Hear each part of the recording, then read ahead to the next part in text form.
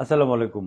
আপনার মোবাইলে যদি কোনো কল আসে, এই কলগুলোর মধ্যে ২ টা নাম্বার থেকে যদি কল আসে, যদি আপনি রিসিভ করেন, তাহলে কিন্তু আপনার মোবাইলের যাবতীয় তথ্য একটা হ্যাকার চক্র নিয়ে নেবে। আপনি টের পাবেন না। বিভিন্ন ধরনের কল আসে। অনেকের মোবাইলে বিভিন্ন ধরনের কল আসে। সারাদিনে বিভিন্ন অনেকে ব্যবসা করেন, অনেকে চাকরি করেন, অনেকে অনেক ধরনের ফোন আসেই, আসতেই পারে। কিন্তু ২ টা নাম্বার থেকে যদি ফোন আসে, এই ফোন দুটি রিসিভ করুন। যদি রিসিভ করেন, সেক্ষেত্রে আপনার মোবাইলে যে কত দিয়ে লক করছেন, ৪ সংখ্যা বা ৬ সংখ্যা দিয়ে লক করছেন, সেটার লকটা তারা জেনে যাবে। ইভেন আপনার মোবাইলে যদি প্যাটার্ন লক থাকে, সেটাও তারা জেনে যাবে। কত দিয়ে প্যাটার্ন, কি প্যাটার্ন করেছেন, সেটাও তারা জেনে যাবে। পাশাপাশি আপনার মোবাইলে যদি বিকাশ অ্যাকাউন্ট করা থাকে, সেটাও তারা জেনে যাবে। আপনার মোবাইলে যদি নগদ অ্যাকাউন্ট করা থাকে, সেটাও জেনে যাবে। আপনার মোবাইলে যদি উপায়ের অ্যাকাউন্ট থাকে, সেটাও তারা নিয়ে নেবে। অর্থাৎ আপনার মোবাইলে যদি ব্যাংকিং কোনো অ্যাকাউন্ট থাকে, তারা এমনিতেই তারা নিয়ে, যদি ফোনটা রিসিভ করেন, তাতেই তারা নিয়ে যাবে। আপনার মোবাইল থেকে যে অনেক সময় বলে যে আপনার ওই একটা পিন নাম্বারটা কত, পিন নাম্বার বলেন। পিন নাম্বার আর বলা লাগবে না, শুধু ফোন রিসিভ করলেই তারা নিয়ে নেবে। ফোনটা আসার সাথে সাথে আপনি যখন রিসিভ করবেন, আপনাকে বলবে যে আপনার অ্যাকাউন্টটা সাময়িকভাবে স্থগিত করা হয়েছে। আপনার অ্যাকাউন্টে যে টাকাটা আছে, এই টাকাটা আপনি সাময়িকভাবে স্থগিত করা হয়েছে, আপনি টাকাটা লেনদেন করতে পারবেন না। এটা চালু করতে চান কিনা, এই ধরনের কথা বলবো। অথবা আপনার মোবাইলে একটা ভুয়া মেসেজ দেবে যে আপনার মোবাইলে আমার ৫,০০০ টাকা গেছে, টাকাটা যদি ফেরত দেন, এই ধরনের কথা বলবে। অর্থাৎ কথা বলতে বলতে আপনাকে এঙ্গেজ করে ফেলবে। এঙ্গেজ ৫-৭ মিনিট বা ৩ মিনিট যদি এঙ্গেজ করে ফেলতে পারে, এই ফাঁকে তারা আপনার যে তথ্যগুলো আছে, তথ্যগুলো তারা নিয়ে নেবে। নিয়ে আপনার মোবাইলে যে টাকাগুলো আছে, তারা সব টাকাগুলো নিয়ে নেবে। বিশেষ করে যাদের মোবাইলে, যারা অ্যান্ড্রয়েড মোবাইল ব্যবহার করেন, যাদের মোবাইলে হোয়াটসঅ্যাপ এবং ইনস্টাগ্রাম অ্যাকাউন্ট আছে, তারা কিন্তু আরো বেশি বিপদে। তাদের থেকে আরো বেশি এই জিনিসগুলো নিয়ে নিচ্ছে। আমরা একটু সচেতন হওয়া দরকার, একটু সতর্ক হওয়া দরকার। এই ভিডিওটা বাংলাদেশ এবং প্রবাসী যারা আছে, সবার জানা দরকার। প্রত্যেকটা লোকের জানার দরকার যে কোন ফোন থেকে কল আসলে, মানে কোন কল থেকে কল আসলে এই কলটা রিসিভ করা যাবে না, এটা সবারই জানা দরকার। এই প্রতারক চক্রের হাত থেকে বাঁচতে গেলে আমাদের একটু সতর্ক থাকতে হবে। যে নাম্বার থেকে ফোন আসলে, কল আসলে আপনি রিসিভ করবেন না। এবং ফোনটা আপনার হাতে ছিল না, ফোনটা কোনো কারণে আপনি রেখে এক জায়গায় গেছেন, এসে দেখেন একটা ওই নাম্বার থেকে কল আসছে, ওই ফোনটা আর ব্যাক করবেন না, ওই কলটা আর ব্যাক করবেন না। ব্যাক করলে কিন্তু আপনি ধরা খেয়ে যাবেন। নাম্বারটা হচ্ছে, যদি অনেক একটা নাম্বার ফোন করলে দেখবেন অনেকগুলো সংখ্যা আসে, এই সংখ্যার প্রথম সংখ্যা ৩টা দেখবেন।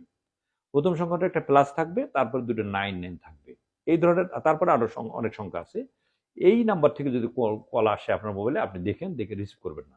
এই ধরনের রিসিভ করলে আপনি বিপদে। পরবর্তীকালে যদি আপনি এটা ব্যাক করেন, রিসিভ করতে পারলেন না তাৎক্ষণিক, পরবর্তীকালে ব্যাক করেন, সেক্ষেত্রে আপনি বিপদে পড়তে পারেন। আরেকটা নাম্বার হলো, সেম একই জিনিস, অনেকগুলো সংখ্যা থাকবে, তার আগে সর্বপ্রথম লাগিয়ে দেবো প্লাস, তারপর দেখবেন 92।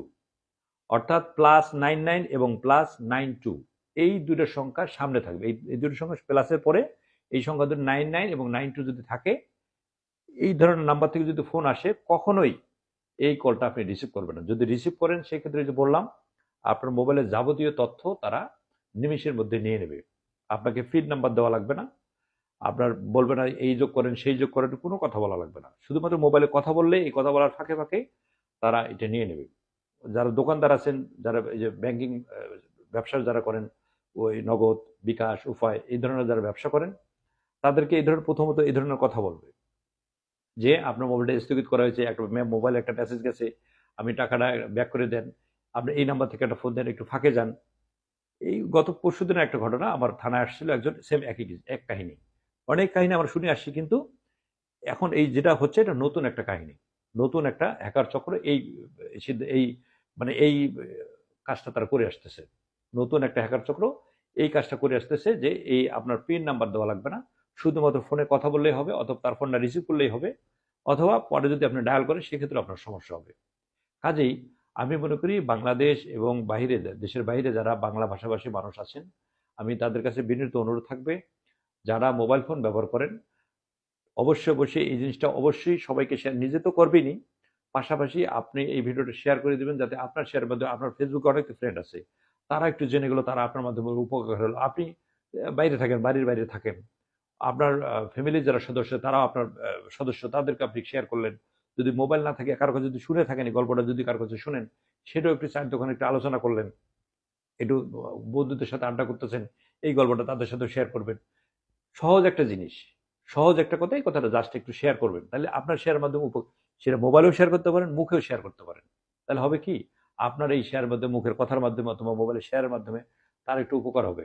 আপনার একটু, এটা ভালো একটা দিক, মানুষের উপকার করা একটা ভালো দিক। আপনার শেয়ার, আপনার মুখে শেয়ার অথবা মোবাইলে শেয়ার, বলবেন যে এইরকম কারো মোবাইলে যদি কল আসে, কলের আগের সংখ্যা যদি +99 থাকে এবং কলের আগেই প্রথম যে সংখ্যাটা তার মধ্যে যদি +92 থাকে, এই ফোন কল দুইটা আপনি রিসিভ করবেন না। যদি রিসিভ করেন তাহলে বিপদে পড়বেন না। হ্যাঁ, আপনি তাৎক্ষণিক রিসিভ করতে পারেন না, পরবর্তীতে ব্যাক করবেন না, এটাও করবেন না। এই নাম্বার দেখলে আপনি দূরে সরে যাবেন, কোনো কথা বলার প্রয়োজন নেই। আর বিশেষ করে যারা বিকাশ, নগদ, উপায় এই ধরনের যাদের অ্যাকাউন্ট আছে, যে যে ধরনের কথা বলুক না কেন, আপনার কোনো দিনও শুধু একটা জিনিস মনে রাখবেন, বিকাশ, নগদ, উপায় কর্তৃপক্ষ কখনো আপনাকে ফোন করে বলবে না যে আপনার এই অ্যাকাউন্ট স্থগিত করা হয়েছে, আপনার লেনদেন সাময়িকভাবে স্থগিত বন্ধ করা হয়েছে, চালু করতে চান কেন, কখনোই তারা বলবে না, কখনোই ফোন করবে না তারা। এই কর্তৃপক্ষ, এটা আপনারা জানেন, শোনেন, তারপরে এই ভুলগুলো করে থাকেন। এই ভিডিও যদি মাথায় রাখেন, আপনি ভিডিওর কথাগুলো যদি বুঝে থাকেন, যদি মনে পড়ে এই ধরনের ফোন আসার সাথে যদি মনে পড়ে আমার কথাটা, আমার মনে হয় আপনি এখানে থেমে যাওয়া উচিত। প্রচুর শেয়ার করা দরকার, প্রচুর জানাজানি করা দরকার। নতুন এই হ্যাকার চক্রের হাত থেকে আমাদেরকে বাঁচার জন্য একটু সতর্ক থাকা দরকার, একটু সচেতন হওয়া দরকার। আমি যদি একটু সতর্ক থাকি, একটু সচেতন থাকি, নিরাপদ থাকতে পারবো। আপনার আমার সতর্কতা আপনাকে আমাকে নিরাপদ রাখবে। যে যেখানে আছেন ভালো থাকবেন, সুস্থ থাকবেন, নিরাপদে পথ চলবেন। আসসালামু আলাইকুম।